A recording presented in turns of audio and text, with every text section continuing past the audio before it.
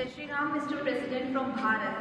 22nd January 2024 marks a historic day in Indian history. I proudly say that I come from the Valmiki community. Ayodhya Ram Mandir also holds great economic significance. It contributing to the economic development by creating jobs. Ayodhya Ram Mandir is not just a temple, it is a great example of new India. India की economy की वजह से उनके वहाँ के मतलब हर लिहाज से इंडिया में मतलब इंडिया की पूरी दुनिया में वैल्यू बनती जा रही है। ठीक है। जो पाकिस्तानी डियास्पोरा है वो पाकिस्तान के खिलाफ ऐसा प्रोपेगेंडा कर रहा है कि अब वो कह रहे हैं कि जो इंटरनेशनल एटॉमिक एनर्जी एजेंसी के जो चीफ हैं वो पाकिस्तान आए हैं और अब दहशतगर्दी को तो भाई हमने सपोर्ट किया है ना। हमने रशिया के खिलाफ अमेरिका को सपोर्ट किया, हमने रशिया को तुड़वाया, तालिबान को सपोर्ट किया, फिर हमने अमेरिका के साथ मिलकर उन तालिबान को मारना शुरू कर दिया। पाकिस्तान की हुकूमत और फौज जो है वो अपना न्यूक्लियर प्रोग्राम बेच देने लगी है, उसके बदले हम IMF से पैसे लेने लगे हैं। मियां चन्नू इंडिया के बॉर्डर से कितनी दूर है?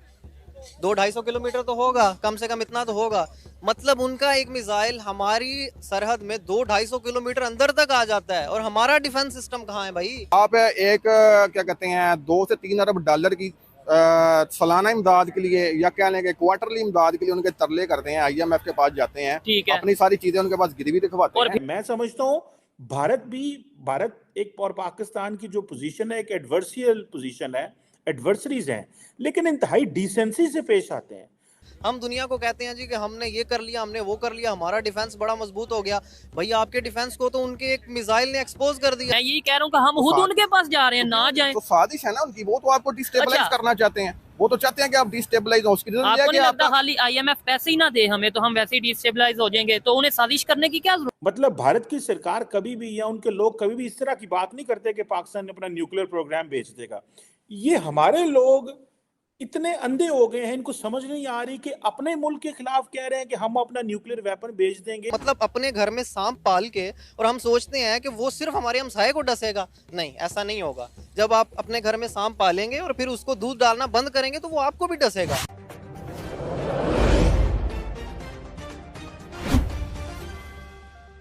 जो पाकिस्तानी डियास्पोरा है वो पाकिस्तान के खिलाफ ऐसा प्रोपेगेंडा कर रहा है कि अब वो कह रहे हैं कि जो इंटरनेशनल एटॉमिक एनर्जी एजेंसी के जो चीफ हैं वो पाकिस्तान आए हैं और अब पाकिस्तान की हुकूमत और फौज जो है वो अपना न्यूक्लियर प्रोग्राम बेच देने लगी है, उसके बदले हम IMF से पैसे लेने लगे हैं। तार साहब ये जितने लोग IMF की बिल्डिंग के बाहर प्रोटेस्ट कर रहे हैं, तार साहब ये क्या शर्मिंदगी की बात है। मैं समझता हूँ भारत एक और पाकिस्तान की जो पोजीशन है एक एडवर्सियल पोजीशन है, एडवर्सरीज हैं, लेकिन इंतहाई डिसेंसी से पेश आते हैं। मतलब भारत की सरकार कभी भी या उनके लोग कभी भी इस तरह की बात नहीं करते कि पाकिस्तान ने अपना न्यूक्लियर प्रोग्राम बेच देगा। ये हमारे लोग इतने अंधे हो गए हैं, इनको समझ नहीं आ रही कि अपने मुल्क के खिलाफ कह रहे हैं कि हम अपना न्यूक्लियर वेपन बेच देंगे। तार साहब ये क्या फॉल्ट लाइन, मसला क्या है हमारा? बल्कि भारत जिसकी आप बात कर रहे हैं, मोदी साहब ने शहबाज शरीफ साहब को मुबारकबाद पेश की थी जब वो अपना प्राइम मिनिस्टरशिप जीते हैं। इसमें डिसेंसी होती है एक चीज को रिकॉग्नाइज करना। चीमा साहब मैंने बिल्कुल एग्जैक्टली वो वीडियो देखी है जो इस वक्त गर्दिश कर रही है कि IMF के सामने कुछ 20-25 लोग हैं जो इकट्ठे हैं, मैं जिनको पर्सनली जानता हूं, और पिछले दिनों मेरे खिलाफ भी उन्होंने कुछ बातें की थी उसमें। लेकिन चीमा साहब मैं खास कर आज अपने दुख का इजहार करूंगा, जो नारे लगा रहे हैं आर्मी चीफ साहब के नाम ले लेके, ISI के चीफ साहब का नाम ले लेके वो नारे लगा रहे हैं, वो फैसल नसीर साहब उनके बारे में नाम ले लेके नारे लगा रहे हैं, which is nothing to do with IMF।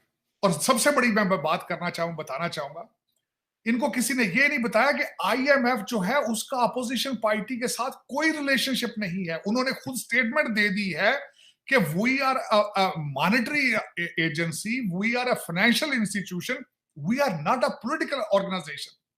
हमारा सियासत के साथ कोई रिलेशनशिप नहीं है। खान साहब को मैं फिर गिला दूंगा इस चीज का। हाँ आजकल जो हम प्रोग्राम कर रहे हैं, खास तौर पे जो नौजवानों से बात करते हैं, ज्यादातर मोस्टली 90% नौजवान यही कह रहे हैं एजुकेटेड के भाई इंडिया की फॉरेन पॉलिसी बेहतर है, वो बहुत डेवलपमेंट की तरफ जा रहे हैं, उनके रिलेशन सबके साथ बेहतर हो रहे हैं।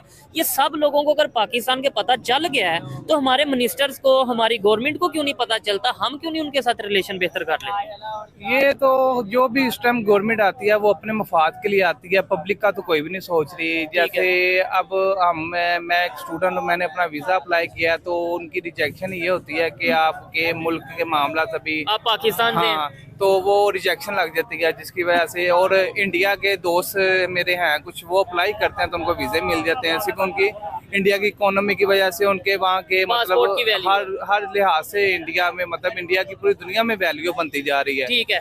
अच्छा, आपने बोला आपके दोस्त हैं, दोस्त सोशल मीडिया से बने या कैसे बने? जी सोशल मीडिया से बने कुछ ना, मैं वाहिद भी वक्त गुजार के आऊँ वहाँ पे मेरे कौन सा दोस्त कंट्री?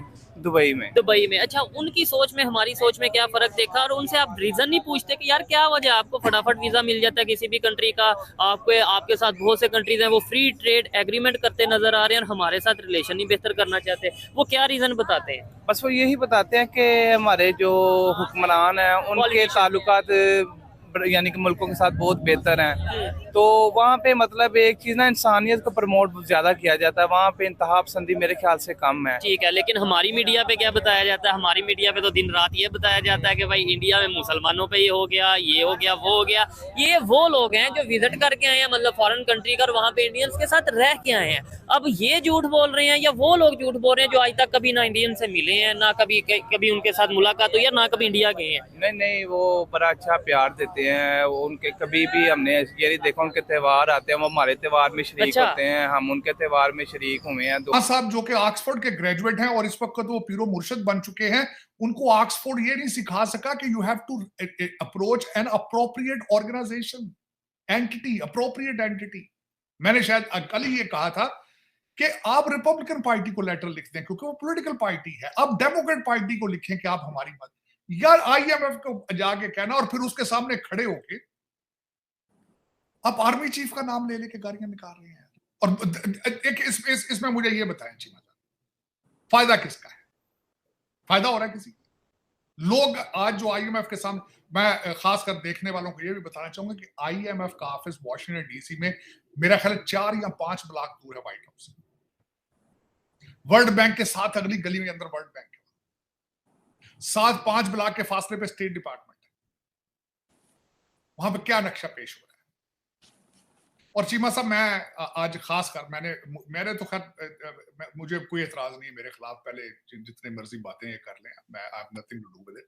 मुझे ऐसे लोगों की सपोर्ट हासिल, मैं चाहता भी नहीं ऐसे लोगों की सपोर्ट। काश यही लोग पाकिस्तान के लिए कभी नहीं करते, काश पाकिस्तान के लिए लॉबी करते, काश आज तक पाकिस्तान के लिए खड़े होते। साथ कुछ ऐसे लोग वहां खड़े मौजूद थे जब मैंने वो वीडियो देखी है, जो ये कहते हैं कि पाकिस्तान अगर खान नहीं तो हमें पाकिस्तान ही नहीं चाहिए। नौज़बिल्लाह। इनको ये नहीं पता कि भुट्टो के बारे में भी लोग यही बात करते थे, लेकिन पाकिस्तान आज मौजूद है। कायदे आजम के बगैर भी पाकिस्तान मौजूद है।